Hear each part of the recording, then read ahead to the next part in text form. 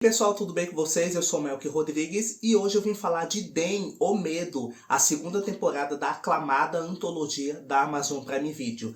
Antes de continuar, vou pedir para você deixar seu like e se inscrever no canal se você ainda não for inscrito. O que estaria disponível para você se o medo não fosse uma opção? Você está pronto? Bom, eu demorei um pouco de trazer esse vídeo para falar dessa série.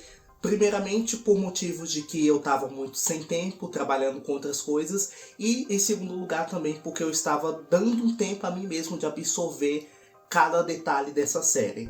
E eu digo, se você gostou da primeira temporada, certamente você também vai gostar dessa segunda, com alguns poréns e com alguns adendos. Bom, vamos falar aqui alguns tópicos. Eu já vou avisando que esse vídeo vai ter spoiler sim, até porque já passou alguns dias da estreia da série, então eu quero comentar com mais detalhes o final, as conexões, as teorias e como que essa série, essa segunda temporada, tem conexão com a primeira, beleza? Então vamos lá. Bom, gente, vamos começar falando sobre a Dawn, né? Que é a nossa protagonista. Ela é uma policial e essa série se passa ali no ano de 1991. Ela tem um filho que se chama Kel e mora juntamente com a mãe dela, Athena.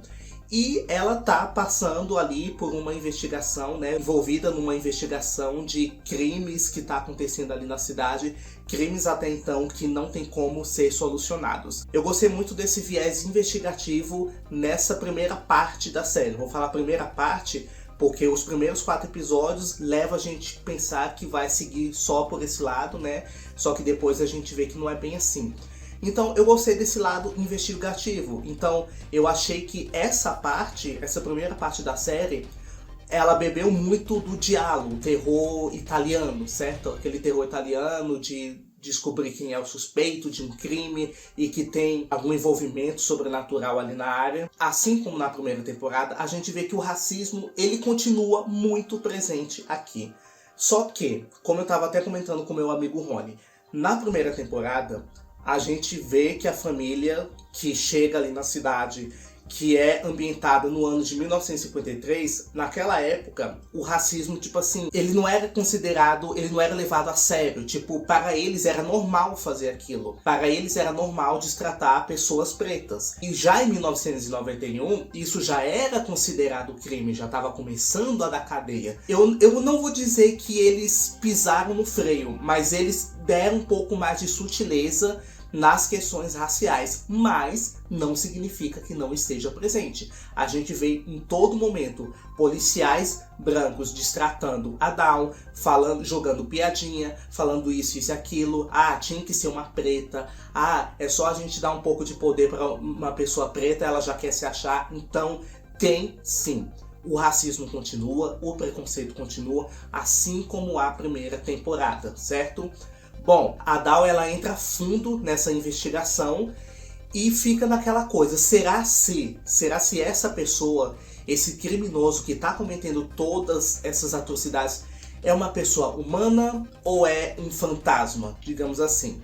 Ficou essa incógnita até o 4º episódio, até o início ali do 5º episódio.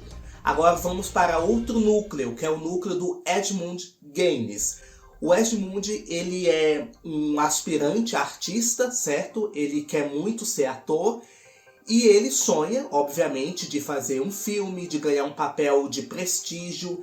Então ele realiza vários testes, a maioria dos testes ele sempre é rejeitado. E ele já sofria de uns certos problemas mentais, certo? E ele não conseguia muitas vezes controlar as emoções dele, ele não conseguia se expressar da maneira correta, eu posso dizer assim, talvez, mas a gente via que tinha algo no fundo dele, que ele realmente queria ser uma pessoa notada, certo? E quando uma das trabalhadoras ali da agência começou a meio que dar um pouquinho de bola para ele, olha, eu vou conseguir um papel para você, isso e aquilo, eu vou conversar com o pessoal, e de fato ela conseguiu um papel que era de um psicopata. E ela até fala com ele, olha, não existem muitos psicopatas pretos na indústria, então você poderia ser o primeiro. Só que aquela ideia acabou fazendo com que o Edmund ficasse completamente paranoico com aquilo. Tanto que ele começou a assistir e ver noticiários e ver documentários de serial killers que estavam em alta. Inclusive, muitos desses psicopatas são famosos, que são mencionados ali, que mostram um pouco trechos ali. Ele começou a se inspirar nesses psicopatas e ele começou a ficar extremamente paranoico. Ele comprou aquele personagem de que agora ele era um psicopata e eu vou fazer isso, isso e aquilo.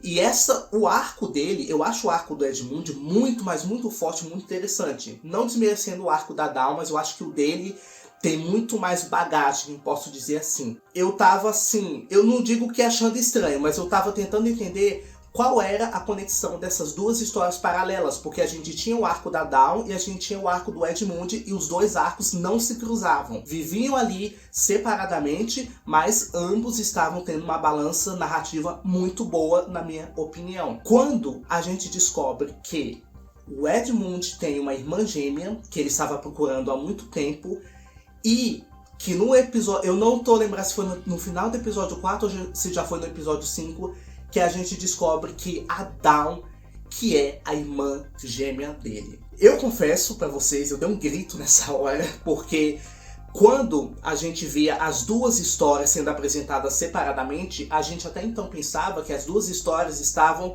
sendo mostradas ali ao mesmo tempo. Mas só depois dessa revelação que a gente descobre que as linhas temporais não eram as mesmas. A história, o arco da Dawn no presente era 1991. A história do Edmund, o que estava sendo mostrado ali, dele fazendo o teste para ator e tal, era 1989. Eu achei uma sacada assim de mestre da produção, o que eles fizeram para unificar esses dois arcos sem a gente saber que um era de uma época e outro era de outra época. Bom, chegamos no momento fatídico dessa revelação que a gente descobre que o Edmund e a Dawn são irmãos gêmeos. O Edmund vai até a casa dela e ele simplesmente trava. Ele não sabe como dizer que eu sou seu irmão gêmeo, você é minha irmã e nós somos separados quando pequenos. Ele não soube falar absolutamente nada.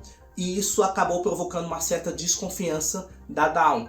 E o namorado dela, na época, o marido, certo?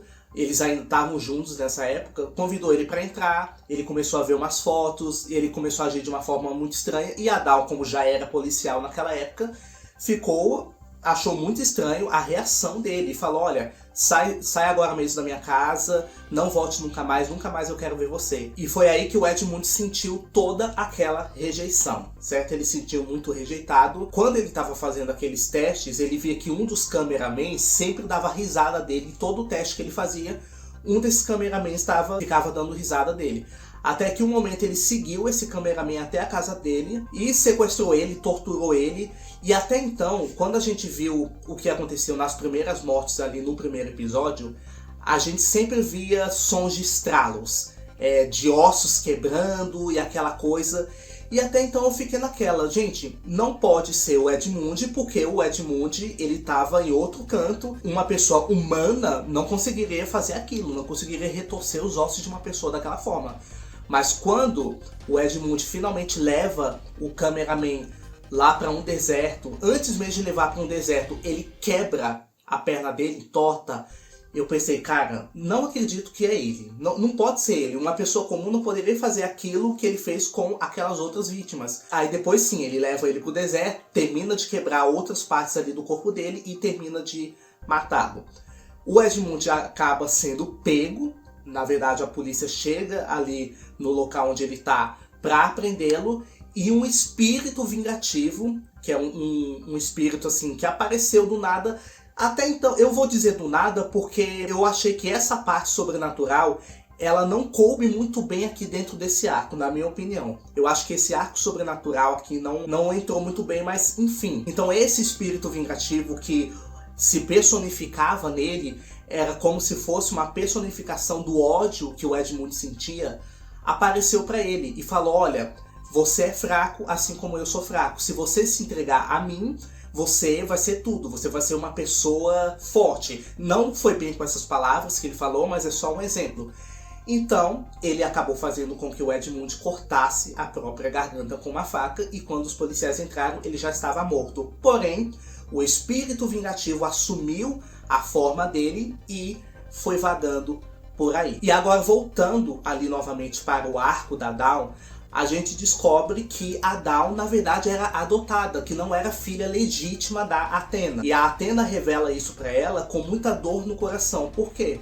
Porque ela começou a ver aquele bonequinho de pano com o cabelo vermelho sempre ali jogado em algum canto na casa. E até mesmo Kel, que é o filho da Dawn, começou a ter as visões da entidade sobrenatural que se passou pelo Edmund tentando matar ele. E ele falava pra mãe dele, olha, ele é um homem alto e tem cabelos vermelhos. E todo mundo pensando que poderia ser algum policial, aquele policial mesmo, McKinney, que é o policial racista pra caramba, que destratou a Dawn de todo jeito. Eu também tava achando que fosse ele.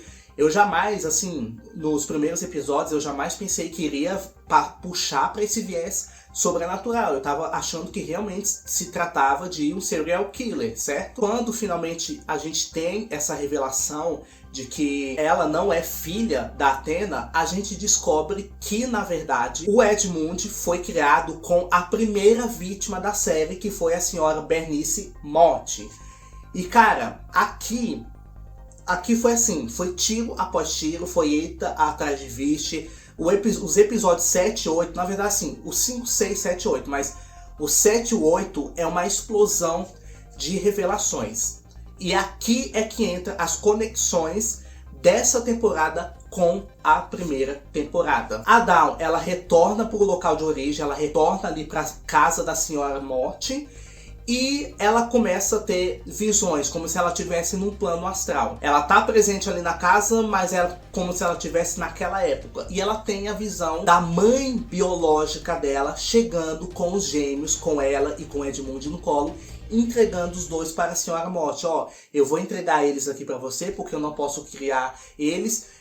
Os meus traumas ainda me assombram e eu não quero que eles tenham o mesmo destino que minha mãe teve. E quando mostra essa mãe, é nada mais nada menos que a filha da Luke Emory ali da primeira temporada. Cara, isso aqui eu achei uma sacada de mestre. Quem desistiu da série pela metade, cara, se arrependeu amargamente, porque perder um plot twist desse, olha, francamente...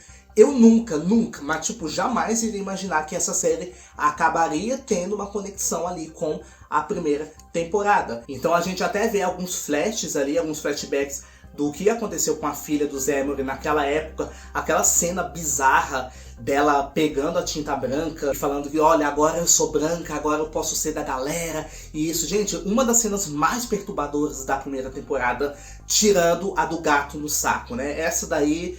barra qualquer outra cena pesada que eu já vi na minha vida. E nesse mesmo momento, nessa mesma casa, a Dawn, ela tem uma outra visão de quando o Edmund era pequeno e eles eram maltratados ali pela senhora Morte. Então a senhora Morte, ela judiava deles, abusava deles, e ele falava que tinha uma caixa ali no closet, que eles se escondiam, e principalmente ele escondia a Dawn ali dentro para que a senhora Morte não pudesse machucá-lo. Mas o que acontece? A Athena acabou pegando a Dawn de volta, ficando com ela, e deixou o Edmund ali com aquela mulher, e passou por anos e anos sofrendo abusos e de todas as formas possíveis. Então até mesmo por isso que o Edmund cresceu com esses transtornos psicológicos. Bom, finalmente chegou o embate ali entre a Dawn e o Edmund. Antes disso, o Edmund acabou atraindo a Athena para a loja onde ela trabalhava e acabou matando ela, cortando a cabeça. Cara, foi uma cena assim bizarra, horrível de se ver. E quando eles estão ali naquele duelo, ela acaba falando pra ele que, olha, a culpa não foi sua, me fizeram esquecer de você. A Athena me dizia que eu tinha um amigo imaginário, que você era um amigo imaginário, eu jamais imaginava que você seria o meu irmão. E uma coisa que eu achei interessante, e eu não sei se isso vai ter alguma conexão ali no futuro, é que no momento que ela tá ali quase morrendo, o Edmund quase retorcendo ela toda, aparece uma entidade, uma duplicata também dela, da Dawn. E meio que parecendo-se muito até com o próprio Edmund. Então aquela entidade foi se aproximando, e o Edmund fala, olha, eu fui fraco, você também é fraca, então se você se entregar, nós dois poderíamos ser uma família. Ou seja, ele queria que ela morresse para que ela também se tornasse uma entidade maligna e ficasse juntamente com ele. Mas nesse momento a Dawn foi muito mais forte. E ela resistiu e não deixou que a entidade dela, né, a entidade duplicata dela, se apossasse do corpo dela para poder fazer essa arruaça toda. E o Edmund acabou se retorcendo todo e aquela coisa, e digamos que ele acabou morrendo de fato, e a alma dele, bom, creio eu, descansou. Concluímos esse arco, certo? E se passaram 6 meses. Quando a Dawn tá olhando ali uma caixa de fotografias, ela vê a foto deles quando era criança. E quando ela puxa um pouquinho, ela vê que tem uma outra foto grudada atrás. E quando ela tira a primeira foto, ela vê que ali está a foto da família Emory. Outro momento assim que também explodiu a minha cabeça, porque ela descobre que ela é neta da Luke, certo? Ela é neta da Luke, que foi a protagonista da primeira temporada. E no momento em que ela vê aquela fotografia, aquela entidade do homem do chapéu preto acaba entrando na casa da Dawn.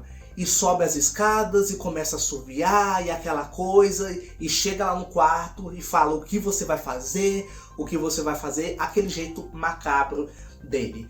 E termina a temporada. Agora vamos lá, o que poderia acontecer? Eu acho assim, na minha opinião, eu acho que a Dawn não morre aqui, nesse momento. Eu acredito que ela de fato viu a entidade, mas se eles querem ter uma continuação, fazer uma nova temporada, uma terceira temporada, ainda que seja nesse formato antológico, eles vão se aproveitar de tudo isso que deu certo na primeira e na segunda temporada e vão querer fazer na terceira. A minha opinião é que, como a primeira temporada se passou ali em 1953, essa temporada em 1991, eu acredito, creio eu, que a terceira temporada já vai ser no século XXI. Ou seja, vai ser 2024, 2025, 2026, não sei. Mas eu acredito que eles já vão trazer para os tempos modernos e vão tentar juntar as entidades que assombraram ali a primeira temporada com essas entidades da segunda temporada e fazer alguma coisa, um resumão ali, e vai seguir a linhagem, certo? Eu acho que a família Emory foi uma família amaldiçoada desde o começo. Então, por mais que a Dawn ela não tenha crescido como uma Emory, ela tem o sangue de uma delas. Então, eu acredito que essa linhagem, essa maldição, vai começar a passar de geração a geração. Vai se tornar uma coisa hereditária. Eu fico naquela. Será que a Dawn ela morreu ali no final? Ela vai voltar numa possível terceira temporada? Então, gente, são muitas questões, muitas coisas assim. Eu digo que eu gostei muito dessa temporada. Eu acho que é um terror assim, muito genuíno. E eu ainda prefiro a primeira temporada pela questão da surpresa e também da coragem. Não dizendo que essa segunda temporada não foi corajosa, porque foi, mas a primeira foi muito mais escancarada. Tipo assim, mostrava o racismo da forma mais crua e terrível possível. Aqui eles também mostram, só que foram um pouco mais sutis, eu posso dizer assim. Eles não quiseram escancarar tanto, até mesmo para respeitar a época. O racismo já estava começando a dar cadeia, essas coisas, não como nos anos 50, que as pessoas podiam pintar e bordar, falar mal dos pretos à vontade, que ninguém iria fazer nada. E infelizmente essa é a realidade, gente. Acho que até hoje também é a mesma coisa. Eu vejo tanta gente sendo destratada, sofrendo racismo, preconceito, e ninguém faz nada. Então não é muito diferente daquela época, certo? Bom, gente, é basicamente isso. Eu acho que eu consegui expressar tudo aquilo que eu senti sobre essa série. Se teve alguma coisa que eu não falei, me lembra aqui nos comentários depois, mas eu acho que o básico do básico e um pouco que eu pude destrinchar aqui dessa temporada eu consegui trazer. E eu quero saber da opinião de vocês, o que vocês acharam dessa temporada, vocês concordam com essas coisas que eu pontuei aqui, ou você tem uma visão diferente sobre esses assuntos? E o que você acha que pode acontecer numa eventual terceira temporada? Então é isso, galera, muito obrigado por vocês terem assistido esse vídeo até o final. Não se esqueça de deixar seu like, de se inscrever no canal se você ainda não for inscrito, ativar o sininho das notificações, porque assim sempre que sair um vídeo novo aqui, você vai ser notificado. Beleza? Beijão! E até a próxima.